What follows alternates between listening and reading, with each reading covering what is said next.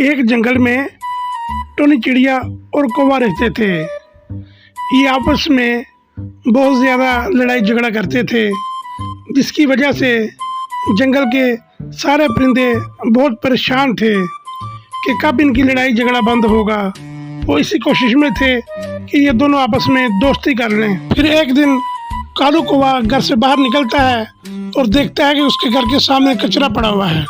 अरे भाई, ये मेरे घर के सामने कचरा किसने फेंका है? यकीनन ये टोनी चिड़िया की शरारत है। ये सारा कचरा मैं उसके घर के सामने फेंकूंगा तो उसको अकल आएगी, तभी वो ऐसी हरकतें करने से बाज आएगी। अब इसको अकल आएगी जब सारा कचरा इसको साफ करना पड़ेगा। अब हर रोज मैं इसके घर के सामने कचरा फेंकूंगा। वाह वाह, आज तो बहुत स्कूल की नींद आई है। चलो सुबह हो गई है, जरा घर से बाहर चलते हैं, थोड़ी हवा लेते हैं और घर का राशन इकट्ठा करती हूँ। टोनी चिड़िया घर से जब बाहर आती है, कचरे को देखकर बहुत परेशान होती है। यकीनन ये कौवे की शरारत है, वही इस तरह की बदमाशी करते हैं। ये सारी शरारत उसी की है। मैं भी उससे बदला लूंगी और सारा कचरा उसके घर के सामने फेंक दूंगी, तभी उसको नसीहत आएगी और वो इस तरह की हरकतें करने से बाज आएगा। वरना मैं इसकी शिकायत राजा को जाकर लगाऊंगी।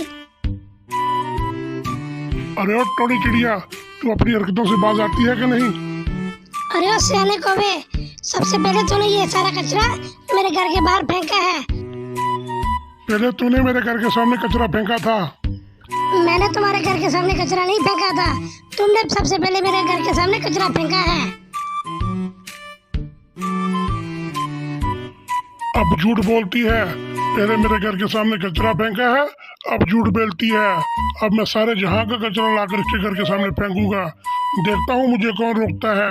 ये छोटी सी चिड़िया मेरा क्या बिगाड़ लेगी। ये ले, तेरे घर के सामने कचरा फेंक दिया है मैंने भी। बस बहुत हो गया। ए कालू कौवे, अब तो अपनी हरकतों से बाज आ जा। देख अब मैं तेरा क्या करती हूँ। तू ऐसे नहीं ठीक होने वाला। अब मैं तेरा इलाज करती हूँ अच्छे से। टोनी चिड़िया अपने दोस्त तोते के पास आती है। तोता भैया, काला कौवा मुझे बहुत परेशान करता है। सारा कचरा मेरे घर के सामने फेंक देता है, हर रोज मुझसे झगड़ता है। उसका कोई इलाज कर दो प्लीज। टोनी चिड़िया बहन, तुम एक काम करो, कालू कौवा हमारी तो बात सुनने वाला नहीं। तुम राजा को जाके सारी बातें बताओ, वही इसका इलाज करेगा, वही इसको अकल देगा। तोता भैया, तुम ठीक कहते हो, मैं भी राजा के पास जाती हूँ। फिर टोनी चिड़िया राजा के पास जाती है और सारी बात जाके बताती है। तुम दोनों की बहुत ज्यादा शिकायतें मेरे पास आती हैं, तुम लड़ने से बाज नहीं आते। राजा साहब, अब आप भी कुछ करो, मैं तो उसके साथ झगड़ भी नहीं सकती। अब इस सारे मसले का एक ही हल है, तुम दोनों में से कोई एक उस पेड़ में से अपना घर छोड़ दे। अगर ऐसा है तो आप कौवे का घर वहाँ से हटा दीजिए। फिर भी जंगल का राजा होने की सूरत में मैं कोशिश करता हूँ कौवा और टोनी चिड़िया तुम दोनों की दोस्ती करा दूँ, सुलह करा दूँ। राजा जी, आप यहाँ क्यों आए हैं? आपने तकलीफ क्यों की है? कोई काम था मुझे बता देते, मैं आपके पास आ जाता। देखो कालू कौवा, तुम्हारी शरारतें बहुत ज्यादा बढ़ गई हैं, किसी को इतना तंग नहीं करते, इससे अल्लाह नाराज होता है। नहीं तो तुमको यहाँ से जाना पड़ेगा, उससे दोस्ती कर लो, माफी मांगो और दोबारा ऐसी हरकतें ना करना। राजा जी, मैं 10 साल से यहाँ रह रहा हूँ, आप मुझे यहाँ से कैसे हटा सकते हैं? वो भी तो मुझे तंग करती है। देखो कालू कौवा, या तुम इस जंगल में रह सकते हो या फिर वो, नहीं तो उसके साथ राजीनामा कर लो।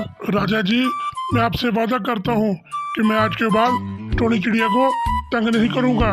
मैं उसको अपनी बहन बना के रखूँगा, मगर वो भी मुझे तंग ना करे। चलो फिर कालू कौवा, चलते हैं और टोनी चिड़िया से माफी मांगते हैं। टोनी चिड़िया, तुम कौवा को माफ कर दो, ये तुमको तंग नहीं करेगा। टोनी चिड़िया, तुम तो मेरी बहन हो, मैं तुमसे वादा करता हूँ कि मैं तुम्हें तंग नहीं करूँगा, मुझे माफ कर दो। ठीक है कौवा भैया, तुम मेरे भाई हो, मैंने तुम्हें माफ किया है।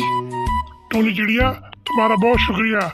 आज के बाद हम मिलजुल कर रहेंगे बहन भाइयों की तरह। राजा जी, मैं भी आपके साथ वादा करती हूँ, आपको मेरी तरफ से भी कभी शिकायत का मौका नहीं मिलेगा। टोनी चिड़िया और कौवा भैया, आज के बाद कभी मत लड़ना। लड़ाई झगड़े से अल्लाह रब्बुल इज़्ज़त नाराज होता है। सदा खुश रहो, इकट्ठे रहना। दोस्तों, जंगल का राजा टोनी चिड़िया की और कौवा की दोस्ती कराकर चला जाता है।